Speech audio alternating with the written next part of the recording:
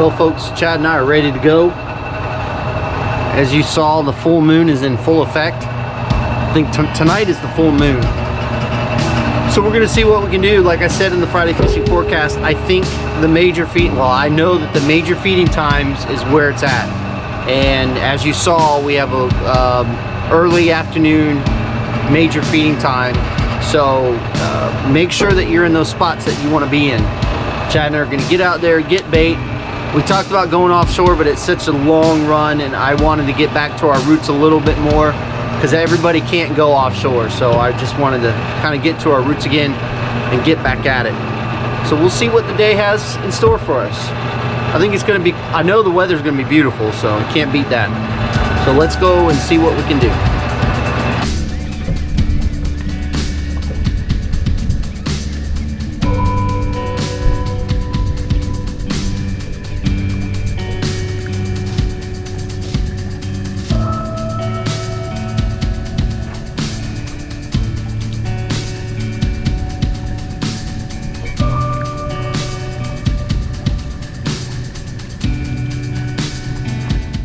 Well, Chad, what do you have there?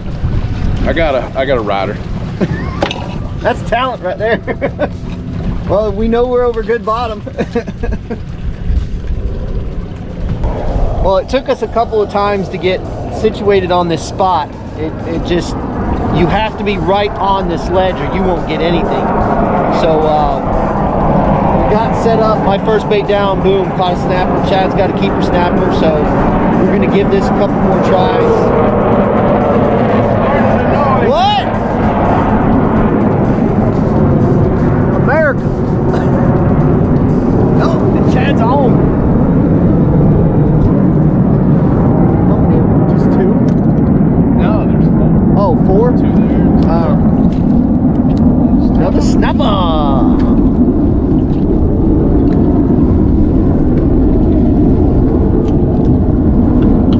What are you using, Chad? Using cut bait with a 1 ounce J hook, orange, Mango Mania orange. Mango Mania. Him and his catchphrases, I swear. All right, I gotta get back to fishing.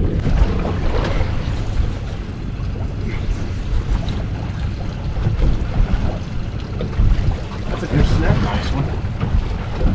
Ooh, look at that one. Caught him almost looking at it.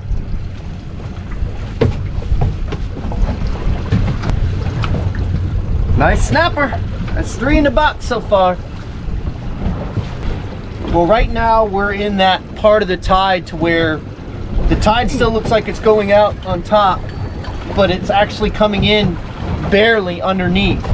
So this is the prime opportunity to go and start chumming out in the main channel, because the tide switches below before it switches on top. So always remember that. So it looks like the tide is still kind of going this way, but it's actually moving in underneath. So we're starting to chum. And matter of fact, I just caught a snapper that spit up a piece of cut bait. So that he must have stole it from Chad or something. Ooh, oh, That was a good one. Come on, man. That's what I get for not retiring. I was afraid and I should have retied. Nice. That's a good snapper right there. Yeah, holy cow. Yes, Yeah, buddy. That's what I'm talking about.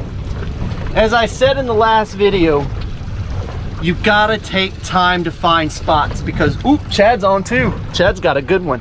You gotta take time to find spots because this is a new spot that I found yesterday. I called it ledge snapper, and sure enough, another. No, he's, dude. I think yours might. No, they're twins. They're close. They're nice though. Yeah. But that's what I'm saying, is that, you know, everybody, not everybody, but some people ask me for numbers or can I help them out with numbers, and you know, I could, but the deal is that you know, taking the time to find these spots on your own is so much more rewarding than somebody giving them to you and you going out and really not accomplishing anything. To go out and find your own spots is really part of the game. It's you just got to take the time. It only took me 15 to 20 minutes to find this spot yesterday. That's it. And when I found it, I was catching these nice snapper off it. I marked it nice snapper, and as you see, we doubled up on really nice snapper. I think we're 2 away from our limit. So right now they're pretty much eating everything. They're eating cut bait, live bait, whatever you send down there, they're eating it. Oh, Chad had another one on. Come on, Chad. But look at this bottom. Look at that.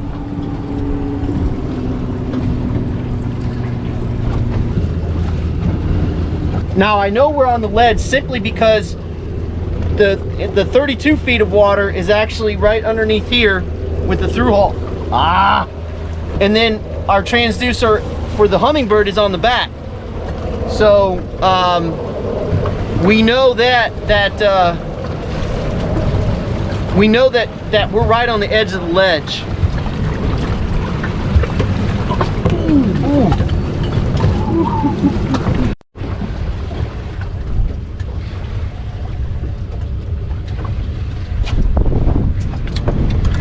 Ooh. Grunt. Oh, big old grunt.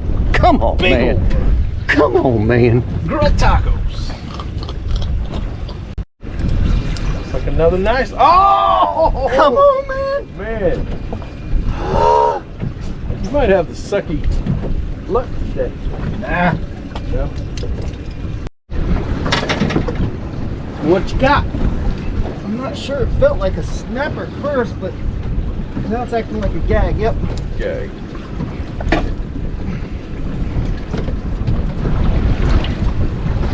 Double hooked him. That's how talented I am. Look at that. Why couldn't fight? Couldn't breathe.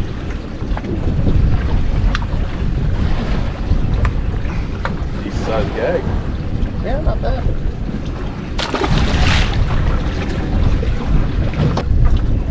We kind of wore out that spot, so I followed this edge of this channel for a ways and came up on a spot, and I said, let's try here, and caught one little gag, and I was like, yeah, I don't know, and then just caught that fish.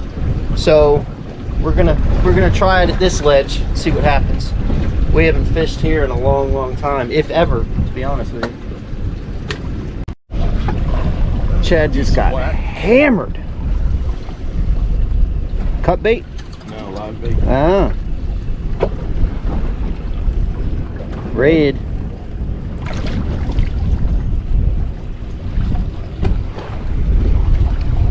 Nice job. Hammered that. Yeah, he did. Man, it sure got to the bottom. Chad's starting to lighten it up now. I can't even get bit.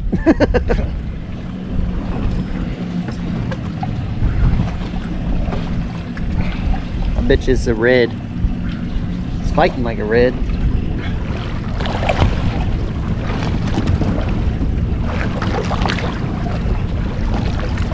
Yep. Nice one. It's gonna be close. Close. There you go, let's get checked. 19 and a half. It's funny because when we do catch a keeper, it's usually 26 inches. Okay, prime example of when we first got to this spot, our anchor heading was 150, and Chad was able to bring his bait right into the ledge. I caught 2 fish, and then I've gone cold. But what's happened is our heading is now 170. So the boat has slipped away a little bit, so we're sitting off the ledge now. As you can see here, here's the ledge here. Our heading is about 170 to 175. So we definitely slipped off that ledge, so we're gonna reposition the boat and see if we can't get back on it.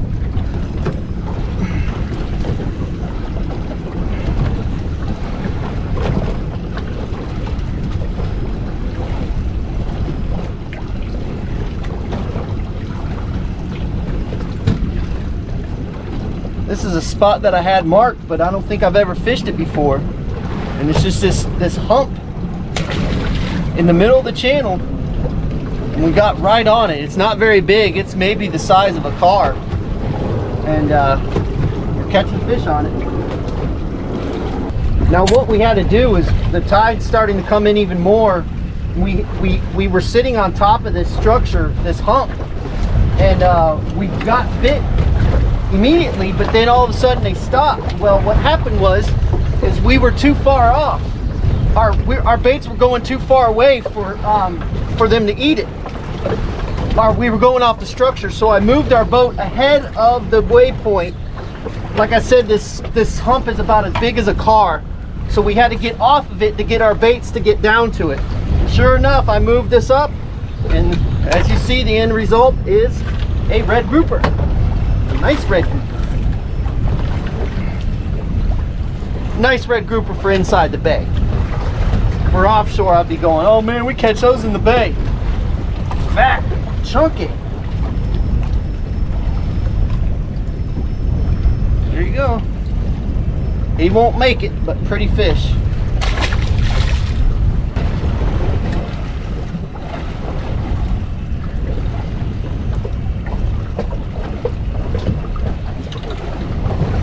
Oh, double. Not a bad red grouper either. Mine's acting like snapper. Nope, drunk.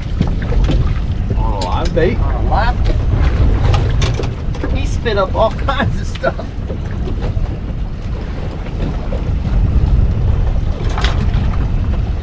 You want him, Chad? Throw him there. He's got two sides, right? Yep. The elusive red snapper. Get the camera in frame there, Todd.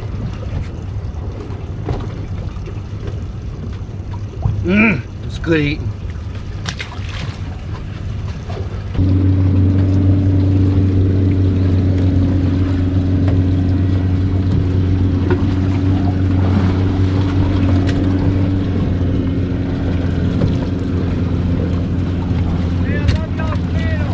Thank you.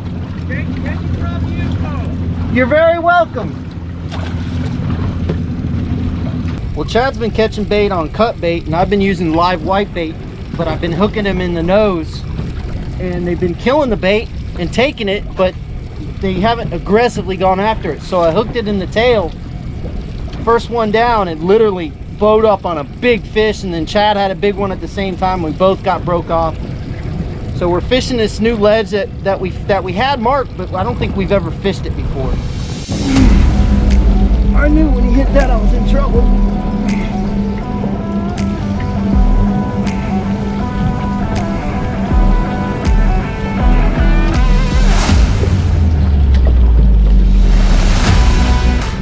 Not a bad one.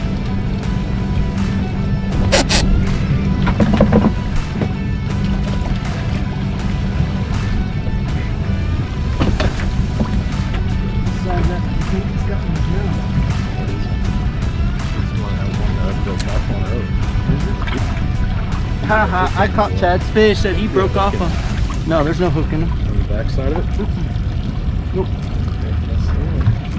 Not a bad one. Come on, Chad. Chad got broke off earlier, and he said that was his bait. So they will come back and eat again. Personally, I have never used the Huggy jig before, but I knew they were good because they're called bottom sweeper jigs also, but we call them Huggies. But I'm using a 1 ounce, and I'm hooking that bait fish right in the back of the tail, cleaning off the scales, and then I hook it right through, make sure there's no scales on the hook. Just like that, he's ready to go, and that's how they're wanting to eat it. They don't want it hooked in the face. We're sitting in 45 feet of water, right on the edge of a ledge. It's an amazing ledge.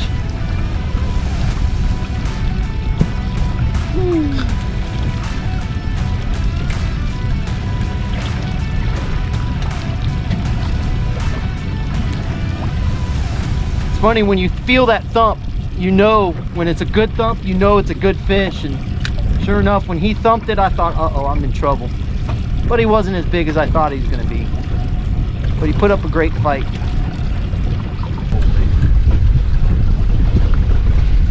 Well, we've been fishing this spot. This is a new ledge for us. I've had it marked in the past, but we've never fished it. So I stopped here to fish it, and we've caught snapper and grouper and grunts and everything else like that. And as you can see on the screen, it's just off to our right just a little bit, and the tide is starting to go out. So it's starting to shift the boat this way. So we're getting more and more off the ledge, and plus I think we wore this spot out because we caught a lot of fish. So what I might do is adjust it and see if we can't get them going again. And if not, then we'll move to another spot. But it was a pretty good bite there for a couple of minutes, more than a couple of minutes. But right, Chad? Yep. Thank God he's not the one doing the whole show. We'd be in trouble. Yep. Yep.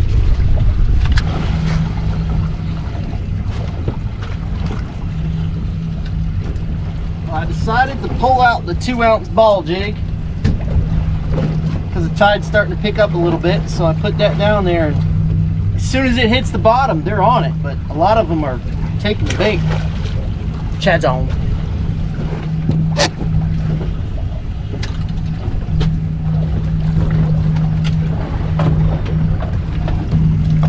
So all I'm doing on this ball jig is I'm hooking that bait right in the belly like that.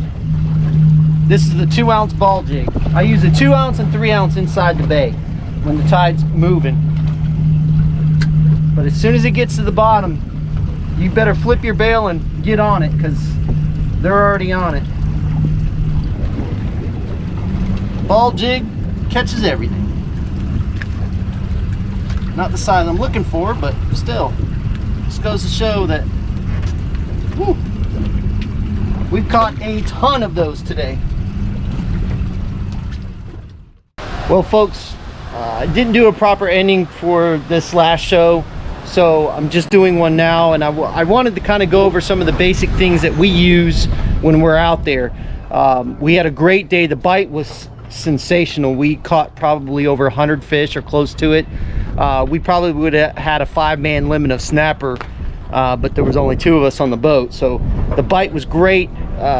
We found some new spots, and that's what it's all about. So what I want to do is I want to go and talk to you about some of the jigs that we use and some of the gear that we use, because we get a lot of questions about that.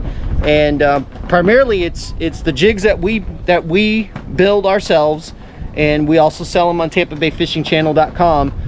We also have the leader that we use, the braided line, hooks, everything that we use is on our website.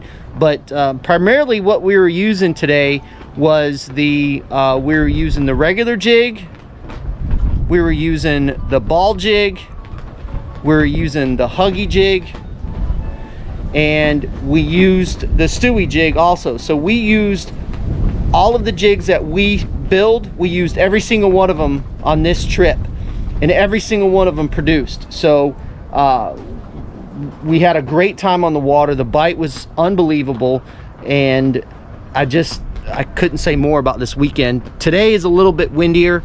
It's Sunday, so yesterday's weather was absolutely beautiful in the bay. But let me go over some of these jigs that we have and kind of explain to you why I use them. All right, folks, as I stated, I wanted to talk a little bit about the jigs that we use and why we use them. The first jig that we're using is the regular jig in 1 ounce and 3/4. This jig is a very popular jig, very simple, basic, just regular jig with a 4/0 hook is what we use. I like this. Chad likes it a lot because he likes to set the hook on it. So this is a jig that we like to use quite a bit, and this was actually the first jig that we started building, was the 1 ounce and 3/4 ounce bullet style jig. So that's particularly the jig that we started with, was this jig. Now let's talk about the next jig that we like to use, is the, of course, football swing jig, aka Stewie Jig. The name came about because Chad, one day we were on the boat and he says, "God, that kind of looks like Stewie's head from Family Guy." And I'm like, "Yeah, it does."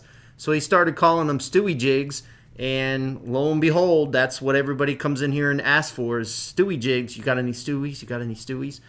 But this is primarily, we have these 1/8 of an ounce through 1 1/4 ounce. And of course we have them in 6 different colors, and we use on the smaller ones, we use a 2/0 hook, circle hook, or we use a 1/0 octopus hook for sheep's head, the 1/8 through the 1/2 ounce. And then we use a 4/0 circle hook and a 4/0 octopus hook on the 3/4 through 1 1/4 ounce. And these are very popular. These work really well. This allows that bait to swing around more naturally on the jig. So this gives the bait a little bit of a different look. So it's like I said, it's been a very popular jig. These are great for hogfish, great for sheep's head.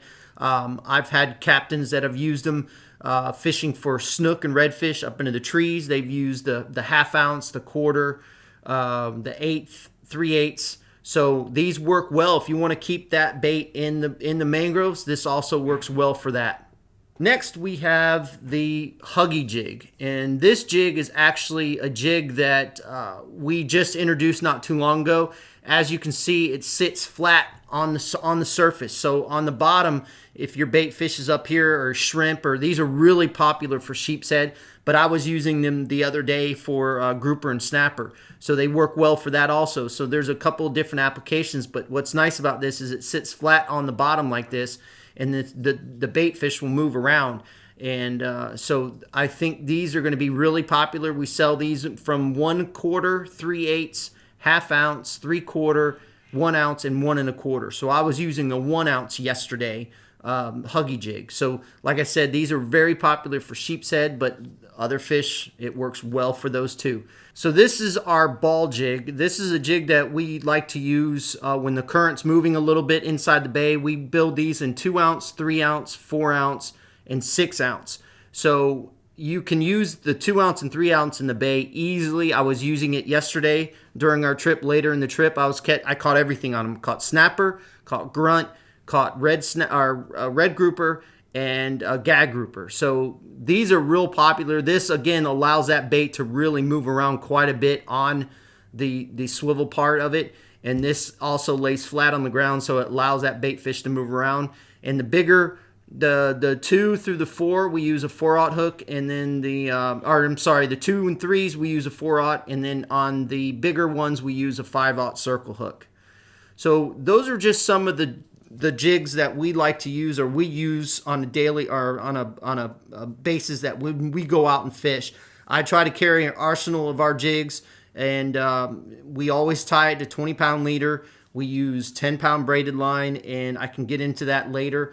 And when people ask us questions of why we use such light stuff, first, because it's more challenging, and second, it gives us a better feel of the bottom. So anyway, those are the jigs that we use. If you guys have any questions, you can get in touch with us at info@tampabayfishingchannel.com. Again, thank you for watching our video. We appreciate it. I appreciate everybody commenting about this last Friday fishing forecast. I'm going to try to do more like that. The guys working here are allowing me to get out and do a little bit more, so I'm looking forward to that. But thank you, everybody, again, for all of the support. We really appreciate it. Fish more, catch more, and we'll see you on the flip side.